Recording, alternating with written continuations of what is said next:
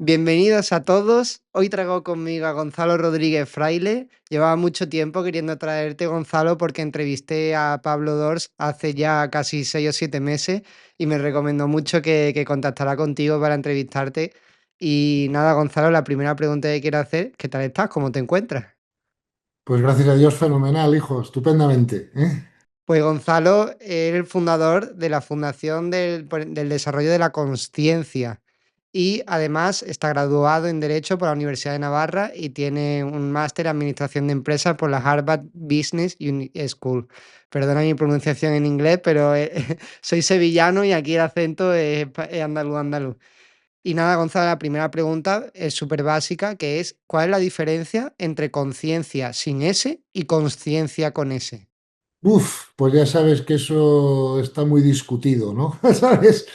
Hay personas que dicen que se puede usar indistintamente, hay otras personas que dicen que consciencia está más relacionado con la capacidad de conexión, ¿no? Con el campo de la conciencia o con niveles de conciencia más elevados y la palabra conciencia tiene más relación con el comportamiento ético, ¿no? Que es ético, que no es ético, que...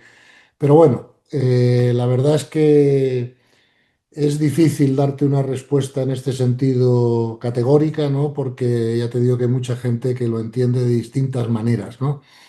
Yo uso más la palabra conciencia con S, porque me parece que es como en un momento determinado un término que puede ser más amplio todavía que conciencia sin ese, ¿no?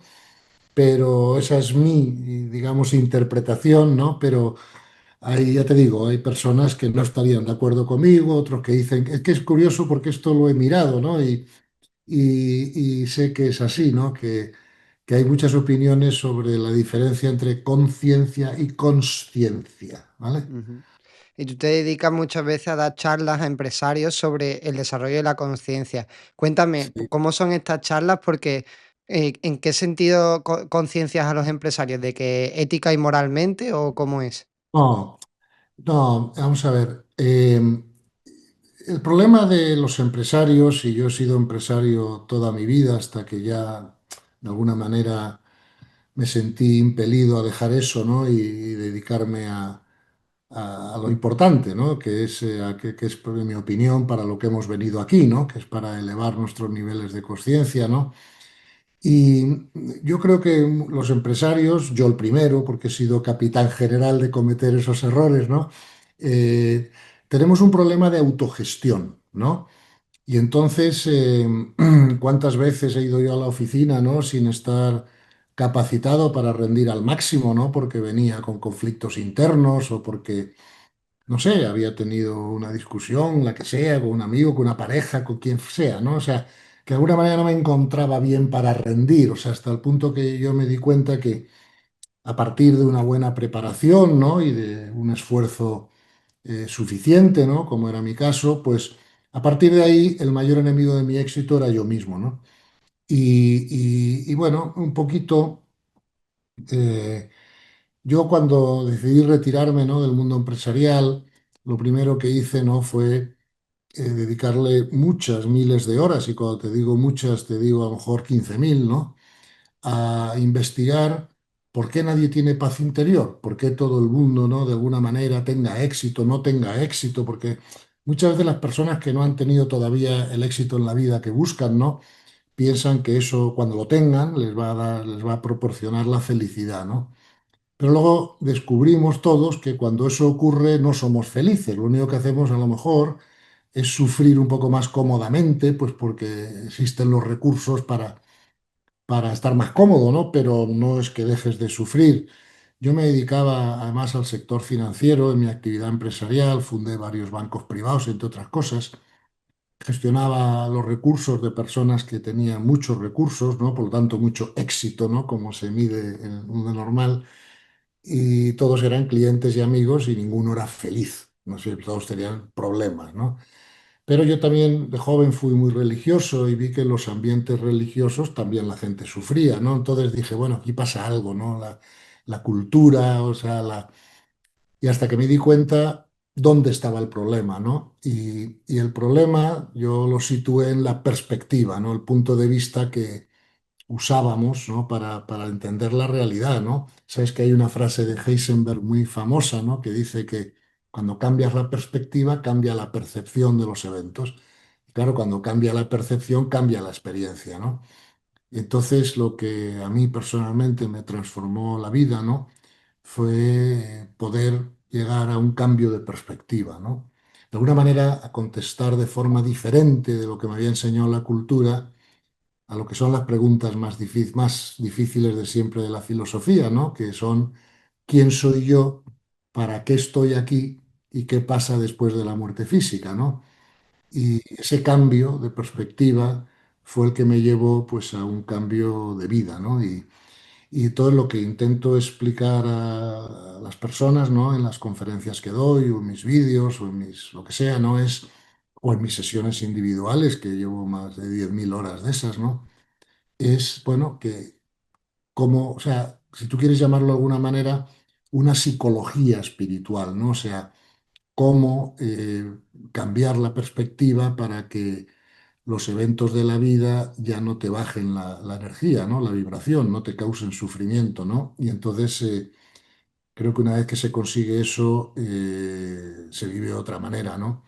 Y es verdad que todos buscamos eso de alguna forma, ¿no? Lo único que yo pretendo hacer, hijo, con lo que hago, ¿no? Con mi actividad es que lo que a mí me llevó 15.000 horas para poder comprenderlo, ¿no? Pues poder resumírselo a otro en, en menos tiempo, ¿no? Pero fundamental que eso hago, sí. Es muy interesante lo que has dicho de que para ser felices lo que hay que hacer es cambiar la perspectiva, que al Sí, final es cambiar el pensamiento. Pero claro, hay muchas veces que tú te pones, yo qué sé, a meditar o a escribir y tal, sí. y tú dices, vale, esto lo escribo, pero no me lo creo. Es como lo repito como un mantra, ¿vale? Pero no me lo creo. Entonces te quiero preguntar cómo hacer ese cambio de pensamiento de manera efectiva, que funcione.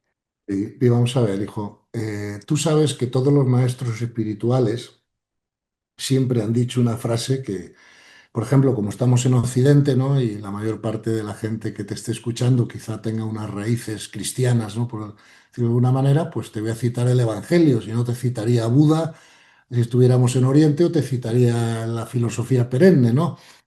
El Evangelio hay una enseñanza que dice, por sus frutos lo conoceréis, ¿vale? Entonces, todo lo que es verdad funciona y funciona bien. Y cuando estamos teniendo problemas es porque de alguna manera no estamos pensando bien, o sea, no estamos viendo, observando bien la realidad, ¿no? Y entonces lo que son realmente oportunidades de crecimiento, ¿no? Para el alma, los estamos viendo desde el punto de vista del ego como problemas a resolver o a evitar.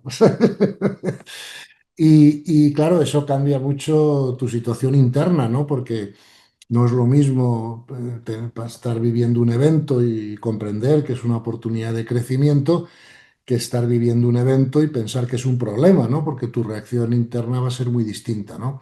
Entonces, yo, mira, los empresarios, a diferencia a veces de los académicos, ¿no? O de los artistas, que tenemos un defecto, ¿no? Y es que lo que no funciona no nos interesa, pero es un defecto como genético, ¿no? Explicarte. Y entonces, pues yo observé que en mi vida personal, a pesar de que había tenido ese éxito, ¿no? Que todo el mundo busca, ¿no? Para ser feliz, pues comprobé que no me llevaba, ¿no? A ser más feliz, o sea que los frutos de cómo yo estaba pensando o viendo la realidad, insisto, a pesar del éxito, pues no me resolvían el problema. Y entonces dije, mira, o sea, de alguna manera todo lo que hacemos todos, ¿no? Lo hacemos para ser más felices, ¿no? Si tú te echas una pareja, por ejemplo, pues piensas que vas a ser más feliz con ella que sin ella, ¿no? O si te compras un coche, pues piensas que vas a ser más feliz con coche que sin coche, ¿no? O sea, que en el fondo todo lo que hacemos, seamos conscientes o no, pues lo hacemos pensando que eso nos va a traer la felicidad, ¿verdad? Sin embargo, descubrí en mi comprensión que a través de la investigación que hice, ¿no? Que hay una ecuación matemática, ¿no? Que dice que felicidad igual nivel de conciencia y que si quieres ser más feliz tienes que elevar tu nivel de conciencia, ¿no? que todo lo demás no te va a hacer más feliz, aunque lo consigas, ¿no? Y eso fue un descubrimiento importante y comprobé que según iba cambiando mi perspectiva, o sea, las gafas por las que yo observaba el mundo y la realidad, ¿no? Eso sí me daba buenos frutos. Bajó inmediatamente pues mis niveles de angustia, ¿no? De estrés, de preocupación, en fin, de conflicto interno. Y dije, mira, esto funciona. O sea, al principio pensé que a lo mejor yo era muy raro, ¿no? Y entonces dije, bueno, me funciona a mí. Pero luego empecé poco a poco, ¿no? Pues a comentar estas cosas pues con mi grupo, ¿no? De amistades o de grupo más cercano, familiar y tal, y vi que a los demás también les funcionaba, ¿no? Y entonces dije, no, no, no es que yo sea raro, es que no nos han explicado bien las cosas, ¿no? Y entonces, con las cosas bien explicadas, claro, el nivel de sufrimiento del ser humano desaparece, ¿no? Es que es una maravilla, casi milagroso, ¿no? Pero bueno, hay que entenderlo y hay que comprenderlo para que así sea, ¿no? Disminuye, pero no desaparece, que eso también, creo que es importante mencionarlo. Bueno, vamos a ver. Yo creo que en la cultura, por ejemplo, filosófica o religiosa, ¿no? Hay una pequeña confusión que es esta, ¿no?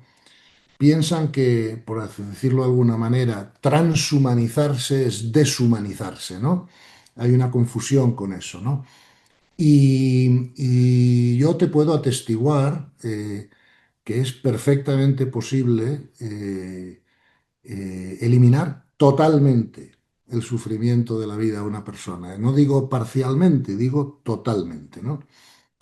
Para eso tienes que tener la comprensión correcta y tienes que entrenarte, ¿vale? Esto es un poco como si tú me dices, Gonzalo, quiero aprender a jugar al golf, ¿qué consejo me das? Bueno, primero te daré una clase teórica, ¿no? De por dónde hay que moverse, tal cual, pero luego, como no des tú bolas, como no te entrenes, tú no eres capaz de aplicar ese conocimiento a tu vida, ¿no? Necesitas esas dos fases, ¿no? Una primera fase, digamos, de comprensión y luego una segunda fase de entrenamiento, pero sí te puedo decir que es relativamente posible y te diría que hasta sencillo, con la comprensión adecuada, evitar el conflicto interno y el sufrimiento. Y eso no te lo digo por conocimiento intelectual o incluso por, no sé, porque lo he visto en otros, es porque he tenido la experiencia, ¿no? Me parece muy interesante que has mencionado lo de en una clase de golf primero darías un conocimiento teórico y ya después práctico. Claro, porque la siguiente pregunta que te iba a hacer es cómo subir ese nivel de conciencia, porque mucha gente dice, para ello tienes que vivir y tener experiencias, pero Claro. hay personas de 80 años que han vivido y han tenido muchas experiencias, pero no tienen un alto nivel de conciencia. Bueno, pero eso es por dos razones, ¿no? Primero, porque a lo mejor no las han aprovechado correctamente esas experiencias para aprender de ellas lo que les venían a enseñar. Y también es verdad que las personas, los seres humanos, nacen con distinto nivel de conciencia desde el primer momento, igual que nacen con distinto carácter y personalidad o con distinta genética, ¿no? Claro, una persona que nace con un nivel de conciencia muy bajo, ¿no? Es muy difícil que llegue a ser Teresa Calcuta o Gandhi en una sola vida, ¿no? Mientras que una persona que ya nace en un nivel de conciencia más alto, pues tiene menos camino que recorrer, ¿no? Pero que nazcas con un nivel de conciencia más alto o más bajo no es en absoluto una injusticia del universo, ¿no? Porque claro que depende un poco de cuántos cursos has hecho antes, ¿no? Porque, digamos, una de las cosas que es evidente, ¿no? Es que todas las almas nacen igual, o sea, son creadas igual, es decir, inocentes, sin información, y tienes que ir pasando por distintas etapas de ignorancia para llegar a la sabiduría, ¿no? Pero claro, las almas no son todas creadas en el mismo momento. Se ha dicho de otra manera, yo tengo 19 nietos, y entonces, claro, tengo nietos de 2, de 3 años, que a lo mejor son extraordinariamente listos, pero todavía no pueden discutir conmigo de filosofía porque no tienen la edad, ¿me entiendes? O el entrenamiento, claro. Y entonces tendré que esperar unos años hasta que esos nietos, pues, pueda mantener con ellos, pues lo mismo pasa con las almas, ¿no? Hay almas que son, no es que sean más malas que otras, como a veces se piensa, simplemente son más jóvenes que otras, ¿no? Y entonces, pues no han tenido las experiencias necesarias en cursos anteriores, por así decirlo, para llegar a un nivel de conciencia más elevado, ¿no? O sea que esto, claro, si tú y yo tenemos que ir andando de Madrid a Sevilla, ¿no? Que eres de Sevilla, ok, pero yo empiezo 3 días antes, pues o corres mucho o no me alcanzas, no sé si explico, Claro. pero sea culpa tuya, simplemente que has empezado después, ¿no? ¿Eh? Vale, y Gonzalo, la pregunta del millón. ¿Dónde se Sí. encuentra esa conciencia o ese alma? ¿Es algo que podemos encontrar dentro del cuerpo físico o es algo que es muy sutil? Sí, no, no la puedes encontrar en ningún lugar geográfico, ¿verdad? Porque lo que tú puedes encontrar en un lugar geográfico es el cuerpo físico, ¿vale? Pero sin llegar al alma, o sea, simplemente la mente, ya dicen los expertos y los especialistas que la mente es no local, la no localidad, se dice en física, ¿no? O sea, cuando algo es no local es que no tiene, ¿sabes?, como una localización concreta en el espacio-tiempo, porque es algo que pertenece a otra dimensión superior, ¿no? Entonces, el alma no la vas a encontrar en ningún lado en concreto, ¿sabes? Porque no tiene localidad, ¿vale? No tiene localidad. Entonces, vamos a ver, los maestros espirituales a veces han hecho metáforas, como por ejemplo el Evangelio, ¿no? Que dice el reino de Dios como un grano de mostaza, ¿no? ¿Por qué dice un grano de mostaza? Bueno, para que la gente entienda, un grano de mostaza es muy pequeñito. Por eso hablan del reino interior. Claro, lo que quieren decir es que las dimensiones más elevadas, ¿no? Del universo, la energía vibra más rápido y como vibra más rápido necesita un ciclo más corto para completar el ciclo, porque la energía solo la mides por hercios, ¿no? Ciclos por segundo, ¿no? Cuanto más rápido es el ciclo, menos espacio hace falta para completar un ciclo, ¿no? Con lo cual, las dimensiones superiores, digamos, ¿no? De sabiduría, de vibración, tal, que existen en el universo, no son más grandes que la física, sino más pequeñas, ¿no? Entonces, pero eso no quiere decir que vas a encontrar el alma aquí, ¿no? Solo quiere decir que el reino espiritual, o sea,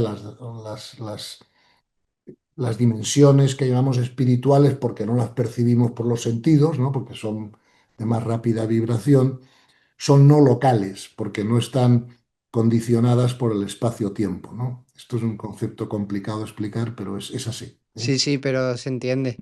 De hecho, Mm. hemos hablado en el canal muchas veces de estos temas, o sea que si las personas que están suscritas a mi canal lo entenderán. Te quiero preguntar ahora por Geraldo Smelding, porque yo lo he conocido hace poco, vamos, hace un par de semanas, y sé que tú lo has conocido sus enseñanzas muy bien. ¿Fue él el que te abrió el camino hacia No, todo este desarrollo de no, conciencia? curiosamente, yo creo que el universo fue muy sabio conmigo en ese sentido, ¿no? Vamos a ver, yo conocí las enseñanzas de Gerardo Smedling cuando ya había metido, yo qué sé, 15.000 horas de investigación en estas cosas, ¿no? Yo creo que eso me ayudó a valorarlas mejor, ¿vale? O sea, si a lo mejor yo hubiera empezado por Gerardo Smedling, pues no lo hubiera valorado digamos, con la valoración que merece, ¿no? Porque para mí, desde el punto de vista, o sea, créeme, hijo, que me he dedicado a esto, ¿no? Entonces he leído a todos los místicos, he leído a los filósofos integrales, a los físicos modernos, o sea, ya te digo, 15.000 horas, ¿no? Entonces, cuando me llegó Smedling, lo pude valorar ¿sabes?, en su justa calidad, precisamente porque había hecho ese trabajo previo, ¿no? Ahora sí creo, vamos a ver, tengo hijos, tengo nietos, como te he dicho, ¿no? Entonces, si un hijo o un nieto mío me dice, mira, yo solo puedo escuchar a un autor, no tengo tiempo para más, yo le diría a Gerardo Smedley. Otra cosa es que es enriquecedor, como es lógico, ¿no? Pues leer y escuchar a otras personas, por supuesto, pero así como me parece que es una de las informaciones espirituales de más alta calidad de las que ha dispuesto el ser humano, sin duda ninguna. Creo que si tú lo conoces hace una semana, te va a llevar un tiempo, ¿no?, escucharlo todo, porque claro, tiene 15 talleres y cada taller tiene 50, ¿no?, conferencias de media hora, o sea que estamos hablando de 1.000 horas de audio. O sea, el audio de las enseñanzas de Smedlin pesa 25 gigas, con eso te digo, ¿no? Lo sé porque se lo ha mandado a mucha gente o lo he puesto en pendrives y tal, ¿no? Pero es la mejor información espiritual que yo he encontrado hasta la fecha, sin duda ninguna. O sea, yo se la recomiendo a todo el mundo. Es más, Te lo digo como experiencia personal. Conozco no docenas ni cientos, sino miles de casos de personas que todas afirman haber transformado sus vidas con esas enseñanzas, ¿no? O sea, es buenísimo y lo recomiendo a todo el mundo sin duda ninguna. ¿Vale? Es curioso también cómo Dios, o la fuente, o como lo queramos llamar, coloca como diferentes personas con un elevado nivel de conciencia en diferentes partes del mundo, porque claro, Geraldo de Colombia, luego en América, en Estados Unidos, estaba por ahí Krishnamurti que venía de Oriente. Luego aquí tenemos en España al gran Javier Meloni y a Pablo Dors, dos personas con un altísimo nivel de conciencia. O sea, como que en cada sitio van colocando a personas para que ayudar a este despertar de conciencia. Claro, claro, si ten en cuenta que nada ocurre por casualidad, ¿no? Llevando tu argumento más al extremo, observarás una cosa, ¿no? Que es todavía más clara, ¿no? Tú fíjate que en todos los países, al menos occidentales, donde existen democracias, parece que la población está dividida 50-50. ¿Sabes? Es verdad. 50 votan para un lado, 50 para otro, y hay conflictos permanentes, porque claro, en el tercer nivel de conciencia la asignatura principal hay que aprender es a llegar a acuerdos y cumplirlos, ¿no? Claro, si todo el mundo pensara igual que yo, no tengo que llegar a ningún acuerdo, no sé si me entiendes, ¿no? Por lo tanto, esto no es por casualidad, porque si no, oye, yo qué sé, todos los de derechas que iban en Francia y todos los de izquierdas en España, o viceversa, ¿no? Y fíjate qué contentos estaríamos todos, pero no es así en la realidad. Y te das cuenta que los niveles de conciencia altos sirven para atraer y para enseñar a los demás, ¿no? Mientras que los niveles de conciencia bajos sirven para entrenar a los demás en las dificultades, ¿no? Claro, porque un nivel de conciencia alto no te va a pegar un garrotazo para robarte la cartera, ¿no? Sí, ¿no? Con lo cual, pues ves cómo el universo hace las cosas de manera inteligente, porque lo que tenemos que comprender por encima de todo es que la vida física, o sea, los mundos físicos donde hay vida, y este no es el único, ¿no? Son escuelas de almas. Y entonces, claro, nos ponen las condiciones y nos crean la realidad a todos en el sentido de que tiene mejor valor pedagógico, ¿no? Para todos, ¿no? Y para cada uno, ¿no? Por eso venir aquí no es fácil, al alma no le apetece, como cuando yo era pequeño y mis padres me decían, ay, que tienes que volver al colegio. Y yo estaba en las vacaciones de verano, hombre, no me fastidies, tal. Sí, en el fondo yo comprendía, ¿no? Que ir al colegio tendría un valor para mí, ¿no? Y eso me lo hacía más llevadero, ¿no? Pues esto, ¿no? Entonces, todo esto que tú dices es cierto. Todos los países o todos los sitios necesitan tener gente de todos los niveles de conciencia porque los de abajo sirven de entrenadores para los de arriba y los de arriba sirven como de maestros, atracción, digamos, para ayudar a todo el mundo a que suban el suyo, ¿no? Has mencionado en España a dos personas que vamos, a Javier Meloni no le conozco personalmente, pero sé perfectamente quién es. De hecho, y sin embargo a Pablo Dor le conozco muchísimo, somos muy amigos, tenemos mucha sintonía, colaboramos juntos en muchas cosas y además nos ayudamos uno al otro en el sentido de que ya sabes que para el crecimiento espiritual, ¿no? Fundamentalmente hay dos caminos, ¿no? Que siempre ha explicado la filosofía perenne, ¿no? Uno es el camino de la devoción, ¿no? Que llamaban bhakti, y otro es el camino de la comprensión o conocimiento que llamaban jnana, ¿no? Y Pablo es una persona que es un experto meditador, ha sido una persona con sensibilidad contemplativa desde que era joven, y él ha seguido este camino, digamos, llamémosle de la devoción, ¿no? De la contemplación, de la meditación. Yo, sin embargo, mi genética ha sido otra, he sido empresario en vez de sacerdote, no sé si me entiendes, ¿no? Y vengo del mundo racional, yo no soy un monje ni un hippie, ¿no? Sino que, como tú has dicho, pues soy un hombre de máster en Harvard y de empresas y tal, ¿no? Entonces yo he seguido el camino del conocimiento, ¿no? O de la comprensión.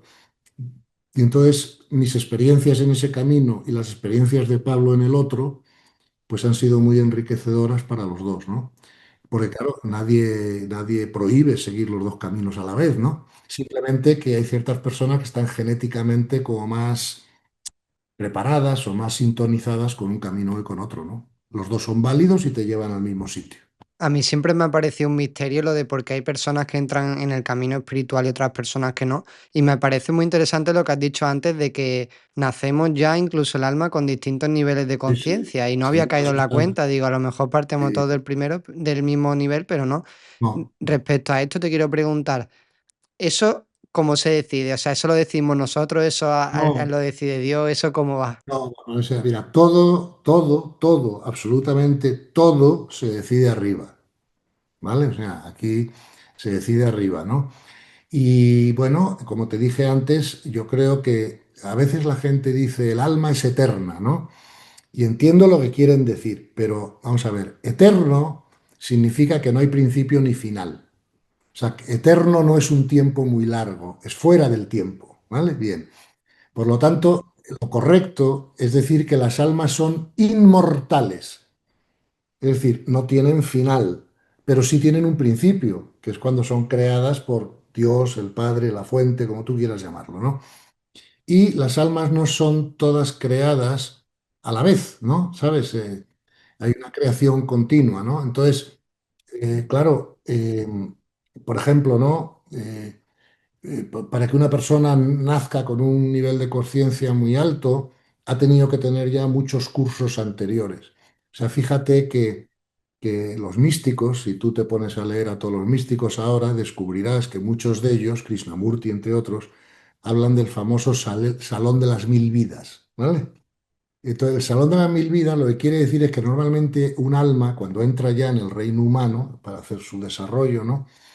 Ese alma suele necesitar 40.000 años de tiempo terrestre, o sea, de tiempo medido, para pasar, yo qué sé, de un criminal, o sea, de Pablo Escobar, ¿no? A Gandhi, ¿no? O a Teresa de Calcuta, ¿no? Y eso por término medio, dicen los expertos de esto, ¿no? O han dicho siempre los místicos, que suele llevar unos 40.000 años de tiempo terrestre, de la misma manera que a un niño pues le lleva, yo qué sé, 7 años o los que sean, terminar el bachillerato y que una carrera universitaria, pues necesitas 5 años para hacerla. Si eres muy listo y te estudias mucho, a lo mejor lo haces en 4, pero nadie lo hace en 1, porque en un año no puedes absorber, ¿no? Todo el conocimiento que hace falta para graduarte de una carrera universitaria, ¿no? Hace falta un tiempo de desarrollo, ¿no? Pues lo mismo pasa con el alma, ¿no? Y por lo tanto digo el Salón de las Mil Vidas, 40.000 años, porque claro, en esta vida yo ahora tengo 68 años, pero estoy seguro que en otras, digamos, encarnaciones, pues a lo mejor me ha matado un accidente de tráfico a los 25, o he muerto en una guerra joven, o, ¿sabes? O de una enfermedad de niño, o sea, que al final 40 años es la media, ¿no? De todas las vidas o experiencias que hemos tenido, ¿no? Y entonces, por eso hace falta 1.000, ¿no? Además, en los niveles de conciencia bajos hay mucha resistencia al crecimiento espiritual. Tú has dicho, es un misterio para mí porque unas personas se abren al crecimiento espiritual y otras no. Bueno, para mí no es tanto misterio. Creo que es lo natural, de la misma manera que mi nieta de 3 años, por muy lista que sea, todavía no puede aprender álgebra, porque para eso tiene que tener 12, no sé, haber desarrollado el neocórtex más y tal, ¿no? Pues lo mismo pasa con las almas, ¿no? Entonces es perfectamente natural que un alma de bajo nivel de conciencia pues no esté nada interesada en el crecimiento espiritual, es natural, ¿no? De la misma manera que para cuando mis nietos son pequeños, pues oye, hay que obligarles a hacer los deberes, ¿no? A lo mejor cuando ya eres un estudiante de doctorado, pues nadie tiene que obligarte a que termines tu tesis, ya lo haces tú por tu propia, ¿no? Pues con las almas pasa lo mismo, ¿no? Entonces, insisto, no quiere decir que esas almas sean peores, quiere decir que son más jóvenes, ¿vale? Veremos si son peores o mejores al final, ¿no? Del camino, ¿no? Porque a una le habrá llevado 900 vidas y a lo mejor a la otra 1.200, ¿no? Pero hoy por hoy, claro, la ventaja de... Mira, esto no es que lo diga yo, o sea, esto, o sea, lo dice Hawkins, lo dicen todos los investigadores, ¿no? De los niveles de conciencia, pero ahí me lo dijo personalmente Teresa de Calcuta, en una entrevista que tuve con ella en Nueva York hace muchos años, y le pregunté si por si alguna vez había tenido el deseo de ser una mujer normal, ¿no? Fundar una familia, tener hijos, lo que sea, como una persona normal. Y me dijo que no. ¿Y por qué? Y me dice, porque desde que soy niña, y nació en unas condiciones horribles en Albania y tal, dice, pero desde que soy niña, sé que no puedo limitar mi amor a tan poca gente. Claro, eso solo se dice desde un nivel de conciencia muy alto, porque su concepto de familia era toda la humanidad, cosa que para las personas normales su concepto de familia son sus padres, sus hermanos, sus hijos, o sea, su familia biológica. Pero ella me preguntó, oye Gonzalo, ¿quién es el padre de tu alma? Y yo le dije, pues Dios, ¿no? Y ella me dijo, ¿y quién es el padre de la mía? Yo le dije, coño, pues Dios, ¿no? Me dice, ¿no somos tú y yo hermanos a nivel de alma? ¿Ves? Entonces el concepto de hermandad se expande, ¿no? Porque tú habrás oído escuchar muchas veces la palabra iluminación, ¿no? En el desarrollo espiritual. Pero si yo te hago la pregunta en qué consiste la iluminación, pues ahí la gente ya... Pero yo lo que te digo es que la iluminación fundamentalmente consiste, como ella me confirmó, ¿no? En un cambio de identificación. ¿Ves? La gente se identifica con el ego, que son los tres cuerpos inferiores, lo ve todo desde el punto de vista del ego y por eso hay tantas preocupaciones, tantos problemas, tanto sufrimiento, ¿no? Ahora, una vez que tú ya subes un escalón y te sitúas en el alma y tu identidad la colocas en el alma, no en el ego, entonces tú ves el ego como un ello, no como un yo. Lo ves como un traje de buzo, por decirlo de alguna manera. Y entonces tú empiezas a operar desde el nivel del alma y todo lo ves desde el punto de vista del alma. Y te aseguro que cuando haces eso, lo primero que pasa es que pierdes todos los miedos, como han descrito los místicos. ¿Por qué? Oye, ¿un alma se puede morir en accidente de tráfico? No, ¿verdad? No. ¿Y puede tener un cáncer? No, eso le pasa al cuerpo, ¿no? Claro. Luego ya todos los problemas del cuerpo para ti desaparecen porque tú eres un alma. Y si te puedes liberar del cuerpo antes, mejor todavía. O sea, pierdes el miedo a la muerte porque, como decía San Pablo, la iluminación te liberará del sufrimiento, del pecado y de la muerte. Porque claro, todos los místicos que yo he leído tenían prisa en morirse. Mira, Teresa de Ávila, muero porque no muero. San Pablo, ¿quién me liberará de este cuerpo de muerte? ¿No? Pero claro, ¿quién quiere estar en un hotel de 2 estrellas cuando puedes estar en uno de 7? El problema es que si no lo has visto el de 7, pues te aferras al de 2. Me parece también curioso que tanto Pablo como tú digáis que esto es una escuela de almas y eso Sin quiere decir que duda. entonces Dios no crea las almas perfectas, porque si venimos aquí No, a claro, perfeccionarnos. claro, Y también me parece curioso el hecho de que parece que está como predestinado ya desde antes de nacer, como cómo va a ser tu vida, porque si depende sí, del nivel de conciencia con el que partes, sí, que viene de un anterior, me imagino que sí. será el más alto con el que has muerto en el anterior vida. Exacto, exacto. Claro, entonces como que parece que ya estás un poco predestinado, ¿no? Hasta el punto en el que puedes llegar en la siguiente vida. Bueno, vamos a ver. Vamos a ver, primero, el amor, que es lo que tenemos que aprender, ¿no? No se puede enseñar por imposición. El amor necesita de libre albedrío, ¿no? Como te habrá dicho Pablo, estoy seguro, ¿no? Entonces, no es que estés predestinado. Vamos a ver, lo que está, imagínate que tú estás jugando al póker o al mus. Claro, a ti te dan 4 cartas y esas 4 cartas que te han dado al repartir están predestinadas, son las que son. Ahora, cómo tú las juegas ya es cosa tuya, ¿no? ¿Sabes lo que quiero decir, no? Si pasas, si envidas o si apuestas, tú puedes jugarlas de muchas maneras, pero partes de las 4 cartas iniciales, ¿no? Pero en el Lo que caso de la... pasa que también llegamos a la vida sin conocer las reglas. En el póker sabemos las reglas, Claro, claro, pero aquí en la claro. vida no las conocemos. Exacto. Bueno, o sí, lo que pasa es que se nos olvidan, ¿no? En los niveles de conciencia altos, pues esa comprensión pues la tienes natural, ¿no? Porque ya conectas con otras dimensiones más altas, ¿no? Pero en los niveles de conciencia bajos, por supuesto, se te han olvidado y se te han olvidado, ¿no? Y por eso lleva tanto tiempo, ¿no? Porque el avance que se hace en cada vida, el nivel de conciencia es muy pequeño. Como siempre, hasta que te dedicas a ello, hasta que comprendes, hasta que ya haces más eficiente tu crecimiento, ¿no? Pero sí, esto es una escuela de almas, clarísimamente, pero eso no es que lo hayamos inventado o dicho por primera vez Pablo o yo, ¿no? Eso lo han dicho místicos mucho antes de nosotros, ¿no? Por ejemplo, en la religión cristiana, un padre y doctor de la Iglesia Católica que se llama Basilio de Cesarea, San Basilio de Cesarea, ya hace muchos siglos dijo precisamente eso, la Tierra es una escuela de almas racionales, ¿no? Y me surge la pregunta, Gonzalo, Sí, si cada vez vamos viniendo con mayor nivel de conciencia, se supone, sí, ¿no sí, sí. deberíamos estar la humanidad en conjunto en un nivel bastante elevado? ¿O es que siguen viniendo todavía almas que parten de cero? Claro. O sea, tú imagina un colegio de la Tierra. Mira, hay un refrán espiritual muy conocido que dice, como es arriba es abajo, ¿no? Entonces, tú observa un colegio de la Tierra. Tú verás que, ¿qué pasa en el colegio? El colegio no cambia mucho, lo que cambia son los alumnos.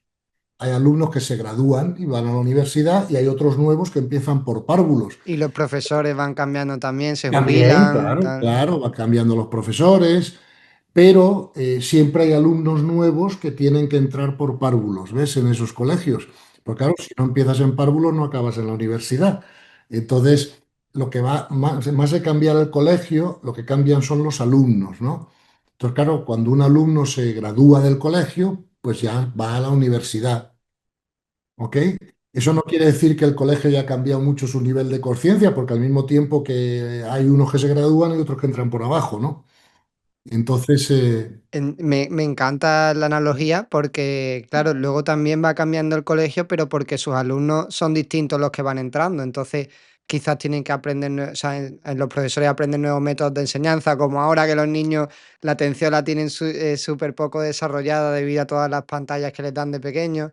Y bueno, sí, o sea, es como que se retroalimentan los alumnos y el claro, colegio. claro, Y eso claro. mismo pasará con la Tierra. Oye, pues muy buena explicación.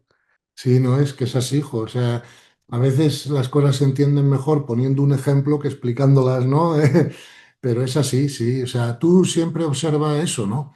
Entonces, es verdad lo que tú dices, claro, al colegio en el que yo fui cuando era niño, seguro que ahora ha cambiado un poco, pues sí, a lo mejor han agregado un campo de fútbol o un edificio nuevo, oye, y ahora hay wifi y antes no, o sea que también el colegio va evolucionando, pero que realmente lo que hay es un cambio de alumnos, ¿no? Unos que se gradúan y otros que entran nuevos, ¿no? Y la otra pregunta del millón, ¿por qué Dios se dividiría o crearía tantas almas imperfectas, ¿no? Sí. Y que estén aquí para aprender. Bueno, hijo, pues mira, esa es una pregunta sin respuesta, ¿vale? El que te responda a esa pregunta, pues le felicito, pero no tiene ni idea, o sea, en el buen sentido de la palabra, ¿no? Porque eso sería como meterse en la mente de Dios, ¿no? Si Dios es amor y Dios es omnisciente y eso sería está completo, ¿para qué tiene que, entre comillas, crear hijos, ¿no? Bueno, la filosofía ha intentado dar respuesta a esa pregunta de muchas formas, ¿no? Mucha gente opina que es una forma que Dios tiene de conocerse a sí mismo, ¿no? Pero yo no sé si estoy muy de acuerdo, ¿no? Con esa visión, porque entonces no me digas a la vez que es omnisciente. No sé si me explico, ¿no? Porque si es omnisciente no tienes nada ya por conocer, ¿no? Entonces, en esto hay que ser consecuente. Nadie sabe el por qué. Porque eso sería, para eso tendríamos que meternos en la mente de Dios, cosa que es absolutamente imposible para nuestro nivel de conciencia actual, ¿no? Yo creo que lo que el ser humano sí puede aspirar es más que saber mejor por qué Dios ha hecho las cosas, es saber más sobre cómo las ha hecho, ¿no? Y yo creo que ese es el trabajo de descubrimiento que todos tenemos por delante, ¿no? Pero hay ciertas cosas que tenemos que aceptar que no estamos en condiciones todavía de conocer, ¿no? Yo creo que, vamos a ver, todo lo que está creado, ¿no? Tiene dos componentes básicos, que es energía más información o energía informada, ¿no? Cuanto más rápido la energía, más información puede contener, ¿no? Entonces, claro, ni siquiera los seres más avanzados del universo, que ya no son seres físicos, ¿no? Han sido llamados maestros ascendidos, ¿no? En las culturas orientales, o ángeles o arcángeles en las occidentales, ni siquiera esos seres tienen toda la información del universo, ¿no? Porque para tener toda la información, tu energía tendría que vibrar infinitamente rápido, ¿no? Y eso solo pasa con la fuente, ¿no? Y por lo tanto, ni siquiera un arcángel tiene toda la información del universo, ¿no? O sea, No podemos saber todo, ¿no? Lo que el absoluto, Dios, la fuente, como tú lo quieras llamar, sabe, ¿no? Lo que sí podemos aspirar es a ir descubriendo poco a poco, cada vez más, cómo ha hecho las cosas, ¿no? Mm. Hay una idea que me convence mucho, que esto lo dice la teoría del desdoblamiento del tiempo, que es científica por Jean-Pierre Garnier Mallet, un físico, un doctor en física francés, que dice que el creador, claro, lo sabe todo, como tú dices, es omnisciente, pero lo que no tiene es la experiencia. O sea, por decirlo así, esta teoría dice que tiene el conocimiento teórico, conoce todos los potenciales, lo que puede pasar, pero no sabe lo que terminará por pasar y materializarse aquí. Es una explicación, podría ser, pero claro, no es una respuesta con certeza absoluta, o sea, con No, no, seguridad no, claro, absoluta, es claro. una Por eso digo que hipótesis. esta es la que te he dado yo antes, de alguna manera, ¿no?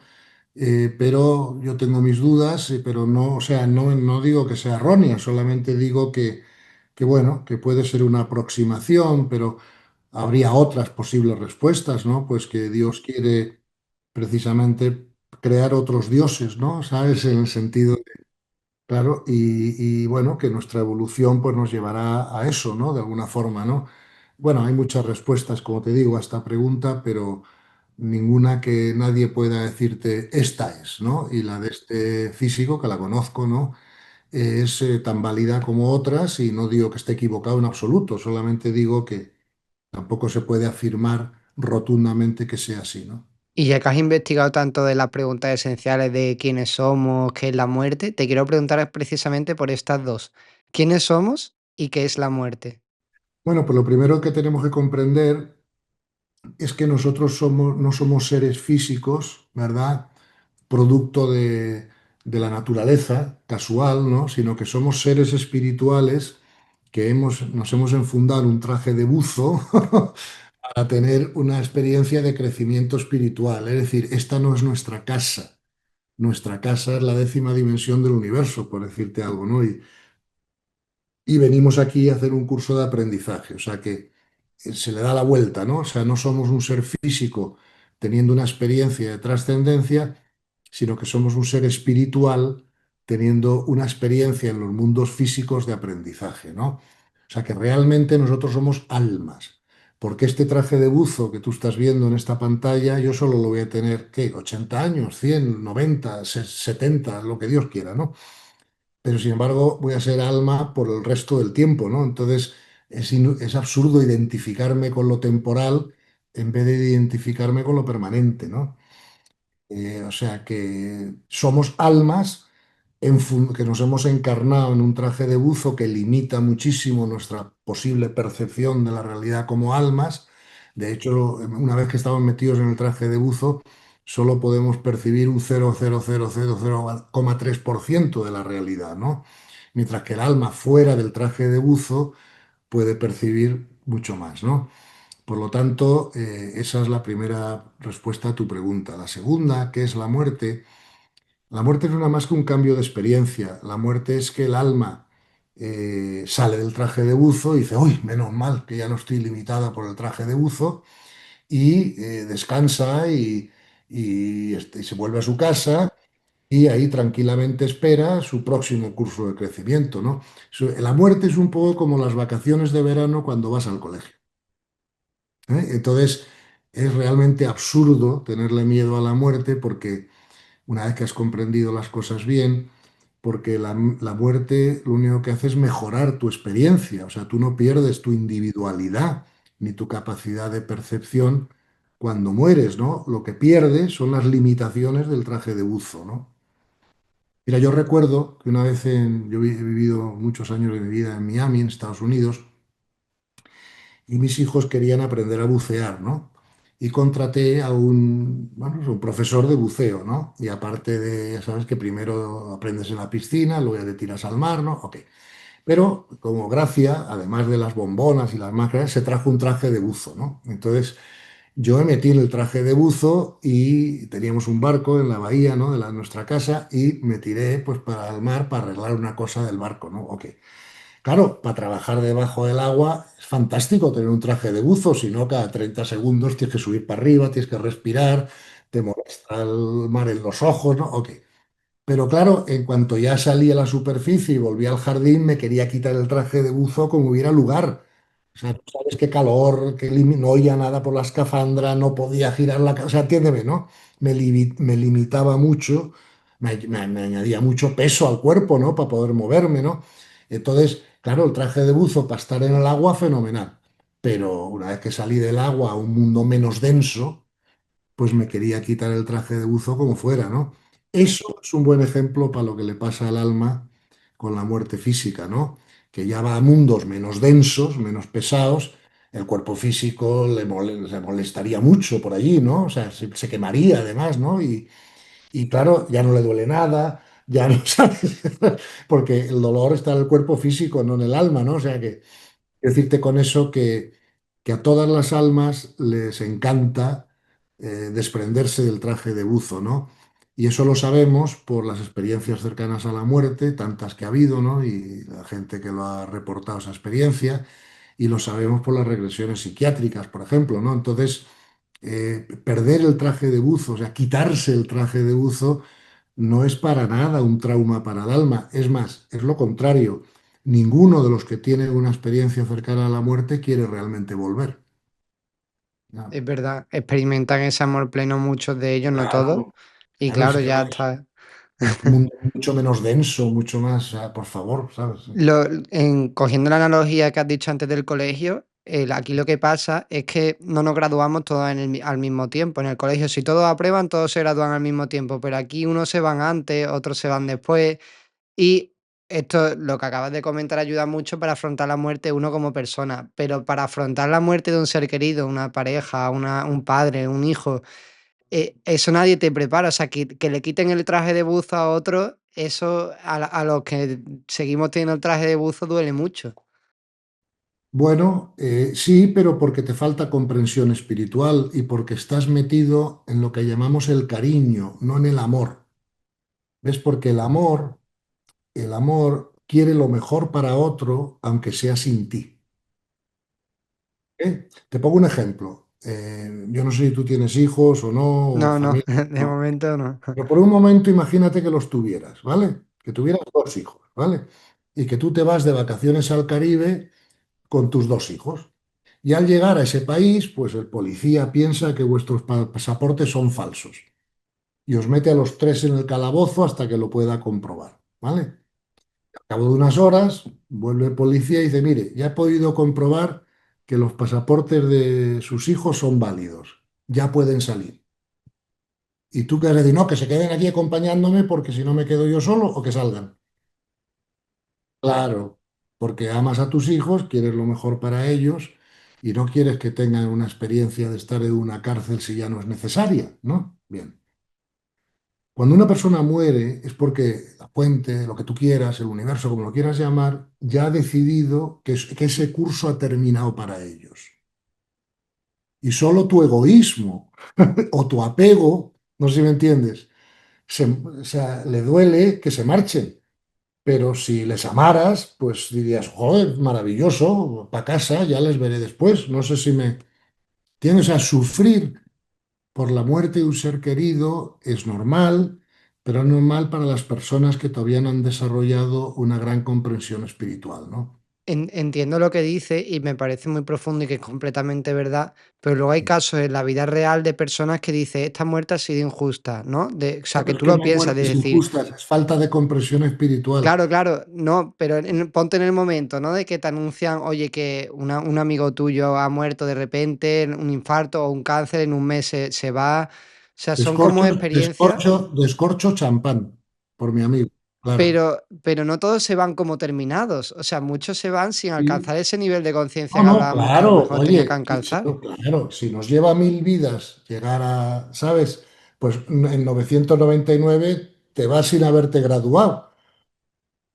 Eso es lo normal, hasta la última, no sé si me explico, ¿no? Pero el universo ya cuenta con ello y sabe perfecta. Mira, nadie se va a no ser que sea el momento matemáticamente exacto que por razones que puedas comprender o no, conviene que te vayas. Y entonces Eso es eso. 100% seguro. Nuestro libre albedrío ahí no interviene cuando matamos a alguien, es porque eso estaba planeado por Dios, todo, todo. Nada, absolutamente. Tú no puedes matar a nadie que no sea correspondiente con morir. se te casquillaría la pistola, fallarías el tiro, lo que sea. Nadie muere a no ser que sea su momento de morir. Si no, claro, ten en cuenta que es el de arriba, la conciencia, la que crea la realidad. Y la crea siguiendo unas leyes, claro, eso hay que comprenderlo, ¿no? Si cuando escuches a Smedlin lo comprenderás, ¿no? Y entonces, esas leyes rigen la creación y son inmutables y rigen la comprensión de la creación por parte de las almas, ¿no? Y nada puede ocurrir fuera de la ley o el universo se desorganizaría, ¿verdad? Entonces, a Dios no se le va la creación de las manos. Entonces, nada puede ocurrir que no esté previsto por la ley, nada. Mira, esto todos los místicos lo han dicho, todos sin excepción, ¿no? Dice, no se mueve la hoja de un árbol con el viento sin que eso sea la voluntad de Dios. Entonces, olvídate que no hay nada injusto en el universo, absolutamente nada, y no hay nada que no sea la voluntad de Dios. Fíjate que no es que lo diga yo, lo dice el Evangelio, y vendrán guerras y tribulaciones y desastres, pero no os preocupéis porque son necesarios. Claro, ¿necesarios para qué? Si no es para el crecimiento del alma, ¿no? Entonces, para el cuerpo seguro que no, porque hay mucho. Entonces, entonces, esto lo tienes que comprender bien para tener paz, ¿no? Entonces, cuando un ser querido fallece, eso es lo mejor para el ser querido.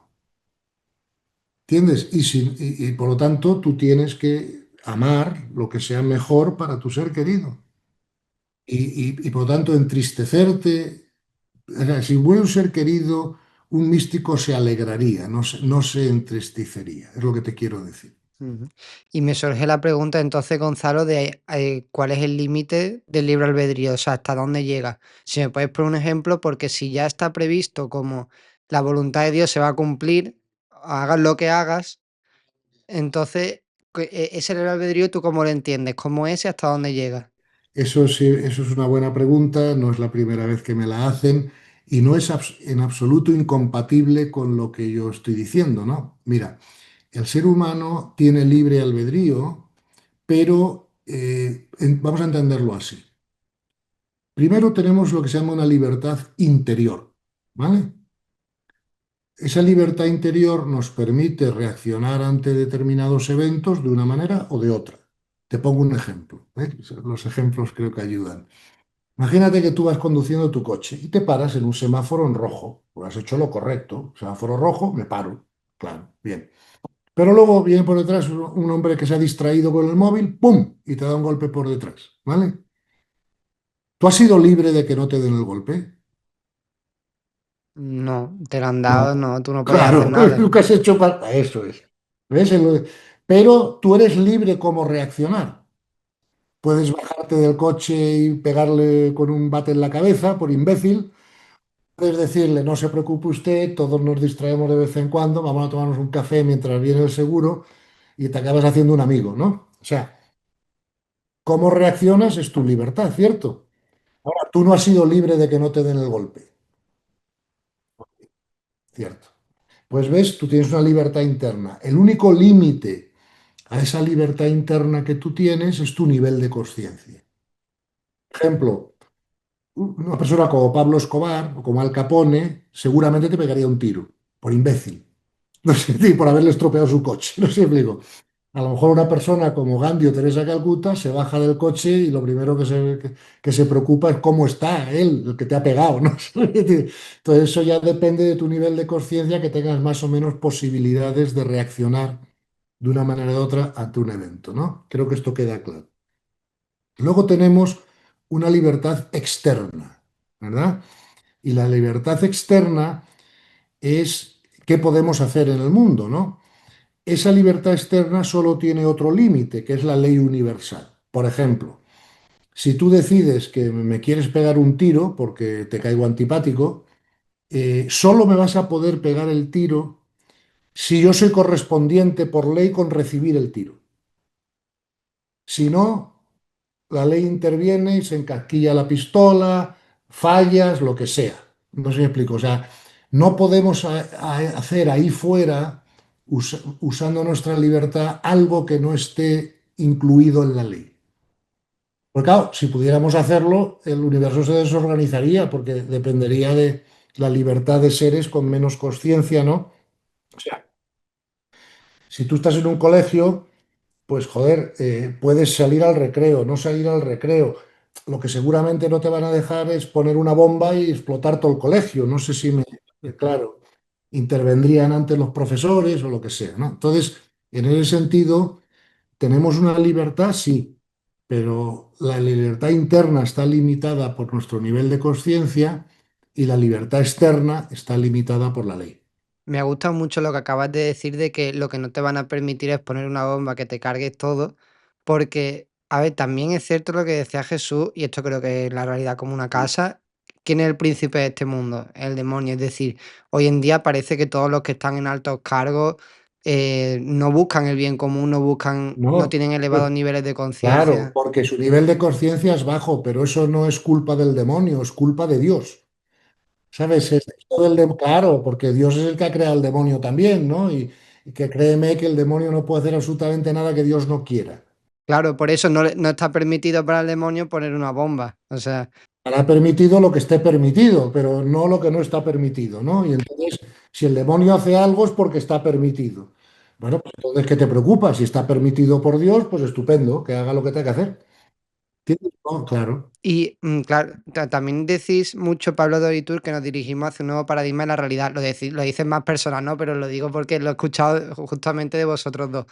Y quiero preguntarte, esto relacionado con lo que hemos hablado antes, de que cada uno está aquí para elevar su nivel de conciencia y que es probable que estemos en diferentes niveles a lo largo de la historia de diferentes personas. ¿Por qué justamente ahora nos dirigimos hacia un nuevo paradigma y no ha ocurrido antes en la Bueno, historia? verás, hijo, porque así como los seres humanos, vamos, de hecho yo tengo mi primer libro, yo he escrito dos libros, ¿no? El primer libro que tanto le gustó a Pablo y que se lo agradezco porque lo recomienda siempre a todo el mundo y tal, se titula precisamente así, Un nuevo paradigma de la realidad, ¿vale? Entonces, ¿qué significa un nuevo paradigma de la realidad y por qué estamos hablando mucha gente de eso ahora? Bueno, un paradigma es un contexto mental, es como unas gafas que usas para ver el mundo, ¿no? Entonces, a lo largo de la historia, pues claro, la humanidad ha ido cambiando de paradigma, ¿no? Porque, por ejemplo, no es la misma forma de ver el mundo la que tenían los neandertales en unas cuevas que las que tenían luego los griegos o la que luego se creó a partir de Galileo y el método científico o ¿sabes? O de la ilustración o de la racionalidad. Y ahora lo que tenemos es estamos entrando en un paradigma que por primera vez en la historia de la humanidad es, si tú quieres llamarlo de una manera, transmental. O sea, estamos entrando ya seriamente en lo que es el mundo de la consciencia. Esta conversación que estamos tú y yo teniendo hoy por Zoom, en la Edad Media sería imposible, por dos razones, porque no hay Zoom y porque la temática no sería, no está en la mente. Te pongo un ejemplo tonto. Imagínate que yo, en una máquina del tiempo, traigo aquí a Mozart y me lo siento a mi lado con sus libreas y tal, ¿no? Aquí al lado sentado. Y de repente empieza a oírse una música en la habitación de al lado. ¿Tú crees que Mozart lo único que va a poder pensar es que hay una orquesta oculta? Él no va a poder pensar que hay un altavoz conectado a Spotify, que alguien ha encendido y una música grabada. O sea, es imposible para él pensar eso, ¿te das cuenta? O él vivía en un contexto mental, pues muy distinto al que vivimos tú y yo, ¿no? De alguna forma, ¿no? Entonces, ¿ves? Eso es un cambio de paradigma, ¿no? De alguna manera, es un cambio de contexto mental. Y claro, espero que dentro de 200 años entremos en otro paradigma más avanzado, ¿no? Pero en estos momentos hablamos, Pablo y yo y mucha otra gente, ¿no? Como tú dices, de un nuevo paradigma, porque es igual que, por ejemplo, con Newton o con Galileo, Newton, Giordano Bruno y todo eso, pues se inventó el método científico que puso a la humanidad en otro paradigma, ¿no? Porque es el que nos llevó a tener pues motores de vapor, la revolución industrial, tal, ¿no? Pues ahora estamos en otro paradigma, ¿no? Que es el paradigma de la conciencia, de la inteligencia artificial, ¿no?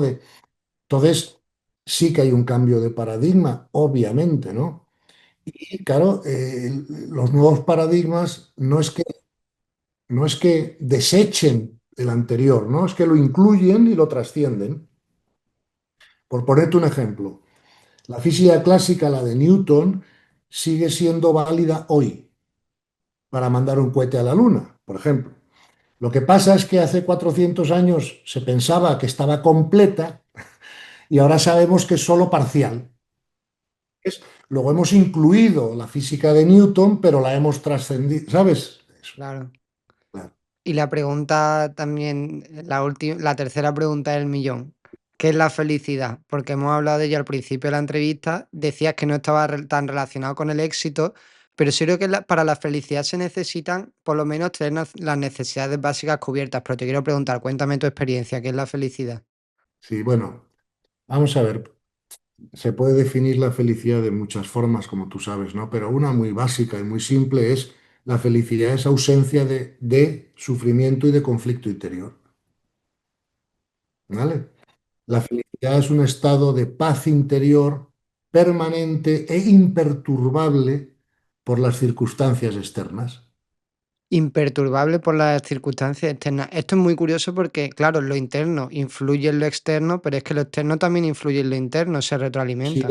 Si te dejas influir, o sea, eso es cuestión tuya, ¿no? Tú eres el que decides qué es lo que te influye y qué no, ¿verdad? Y te aseguro que lo que le influye a Pablo Escobar no le influye a Teresa de Calcuta. Por ejemplo, muchas veces en mis conferencias pongo este ejemplo. Imagínate que salimos a la carretera, a la autopista, ¿no? Y a todos los coches que pasan les enseñamos el dedo. Y pregunto a los presentes, ¿qué porcentaje crees que te van a reaccionar? Y no sé por qué, todo el mundo me dice el 90%. Como si todo el mundo supiera que hay un 10%, ¿no?, de la población que les enseñes el dedo o no les enseñes el dedo no les altera, ¿vale? Esos son los niveles de conciencia más altos. ¿Y tú dirías que eso se cumple, ese número? Bueno, no. Es decir, cuando te digo no, concretamente yo te diría que es el 5%. O eso es lo que dicen los expertos. Pero cuando se lo pregunto a la gente general, por alguna razón me contestan que el 10%. Y digo, bueno, en el fondo me da igual que sea el 10 que el 5. Lo que quiero decir es que todo el mundo comprende que hay la posibilidad para el ser humano de no afectarse por lo externo. Además, si me permites, te hago un razonamiento. ¿Te puedo hacer yo a ti dos preguntas y hacemos un Claro, razonamiento sí, juntos? sí. Claro. Vamos a ver. Si tú mañana te pones enfermo, ¿tú vas a dejar que te diagnostique mi jardinero o buscas el mejor médico posible? Hombre, busco el mejor médico posible. Ok. ¿Y si mañana te tocan, yo qué sé, 200 millones a la loto? ¿Vas a dejar que te lo gestione mi jardinero otra vez o vas a buscar el mejor gestor posible? Al mejor gestor. Claro. ¿Y por qué es eso así? Porque hay dos activos tuyos importantes, ¿no? Como son tu salud y tus recursos económicos, que en principio prefieres no dejarlo en manos de ignorantes, ¿no? Sí. Sí. Igual que en mi país, no quiero que lo dirijan ignorantes, pero bueno, así Igual, yo estamos. tampoco, oye, y yo tampoco, pero aquí estamos, ¿bien? Entonces, bueno, pues que la gente aprenda a votar, ¿no? Bien, entonces, y ahora te hago otra pregunta. ¿Para qué quieres tener salud y recursos económicos? ¿Para qué? Pues para lo que tú decías, quizás pero para lo que decías al principio, que es lo que buscamos al final, que es la felicidad y que la asociamos con cosas externas, pero también yo es que la felicidad la entiendo como interno y externo, pero hay un mix, pero sí. Pero sí, ¿no? Vale, entonces, ahora te hago la última pregunta. Si no estás dispuesto a dejar tu salud o tus recursos económicos en manos de ignorantes, ¿por qué estás dispuesto siempre a dejar en manos de ignorantes eso que para ti es más importante todavía que la salud y que los recursos económicos, que solo los quieres para eso, que es tu paz y tu felicidad? Es absurdo, ¿no? Entonces, ¿por qué digo dejarlos en manos de ignorantes? Si tú vas por la calle y un tío te insulta, ya te pones nervioso, ya pierdes la paz. ¿No? Pero ese tío está siendo ignorante cuando te insulta. ¿Tú te imaginas a Teresa Calcuta insultándote? Es que no te lo No, imaginas, claro. Luego el que te insulta es un ignorante cuando lo está haciendo. ¿Estamos de acuerdo? Mm, Entonces, ¿tú por qué vas a dejar que eso te afecte a ti? muy buena pregunta. Claro, claro, Pero porque no sabemos que cuando reaccionamos le estamos entregando la paz y la felicidad a los otros. Que la claro. tenemos nosotros, eso tampoco se sabe. Parece como que viene dada por alguien o por algo. Por tu nivel de conciencia, por tu comprensión de la realidad. O sea, tú imagínate yo mañana salgo a la calle y yo qué sé, hay un tío que me confronta y me insulta porque yo qué sé, no le gusta el reloj que llevo, o que sea, ¿no? O que no le gusta mi opinión. Pues, bueno, pues yo no confronto ni insulto a nadie porque yo me dedico al servicio y comprendo que insultar no ayuda, o sea, no es un servicio, no sé si me entiendes, ¿no? Sí, Entonces, sí, pues ya no lo hago, ¿no? Porque, bien, pero si me lo hace otro a mí, ¿cómo voy a dejar yo mi paz y mi tranquilidad y mi felicidad en manos de un ignorante? Sería yo idiota, coño. No sé si me entiendes. sí, sí, Entonces, completamente. claro, el crecimiento espiritual, como te explicará Smedlin, supone tres ceros, que es cero sufrimiento, cero reactividad y cero resistencia a la voluntad de Dios. Hasta que no consigas esos tres ceros, sufrirás. Mm. Vamos, a mí siempre he dudado de que realmente se pueda vivir sin sufrimiento, pero porque creo que la vida son problemas que tienes que ir resolviendo. No, no lo dudes, no, no lo dudes, hijo, ¿eh? Te explico por qué. Porque si lo dudas, no lo conseguirás. ¿Ok? Entonces, no dudes, vamos, no solo no dudes, estoy seguro que una persona como tú, que tiene inquietud por esto, pues si no, no estarías haciendo lo que estás haciendo, estarías tomándote una cerveza con tus amigos o ligándote una rubia o lo que sea, lo vas a conseguir. Lo que pasa es que eres joven, ¿vale? Sí. Y para conseguirlo tienes que aumentar tu comprensión y tu entrenamiento. Pero que lo puedes conseguir, no me cabe la menor duda. Es más, te pronostico que lo conseguirás, especialmente si escuchas con atención a Gerardo Smedley. Pero eso es lo más importante que vas a hacer en tu vida. Si fueras mi hijo, te lo diría, ¿vale? Y añadiría a esa ecuación algo que dice mucho Javier Meloni, que es la apertura de abrirse a todo y a todos, Claro.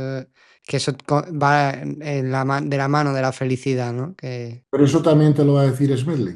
O sea, también. O sea, te lo dice todo Smelling. ahí está todo, ahí está todo. O sea, esa, como te digo, es la mejor información espiritual que yo he podido encontrar hasta la fecha. La más completa, ¿no? Sí, sí. Y la más práctica. Ujú. Pues te lo agradezco mucho, le echaré un vistazo porque ya hay Sí, muchas sí. personas insistiéndome en que lo haga. Sí, sí, No, pues no, será el eso, no, momento. no lo dudes porque te va a cambiar la vida. O sea, eh, tengo la prueba, o sea, no, o sea, tengo miles de casos sin fallo ninguno. O sea, no conozco ningún caso que me haya dicho escuchar esto no me ha servido para nada, en absoluto. Al revés, todo el mundo dice escuchar esto me ha cambiado la vida. Mejor. ¿Eh? Hombre, claro, a mejor siempre. Y los últimos minutos siempre dejo que los invitados den el último mensaje, el que ellos quieran. Si es esperanzador, mejor, yo siempre lo pido, pero puedes decir lo No, que no, no, quieras. joder. Yo, si alguien quiere preguntar algo, encantado. Si sé la respuesta, se la daré encantado. Y si no la sé, le diré que no la sé. Y ya está. ¿Eh? Pues muchísimas gracias, Gonzalo, por tu tiempo Por y favor, porque, vamos, una persona tan ocupada como tú y que me haya dedicado todo este tiempo, te lo agradezco de corazón. encantado. Muchas gracias. Chao. Buena tarde. Chao. Un abrazo muy fuerte.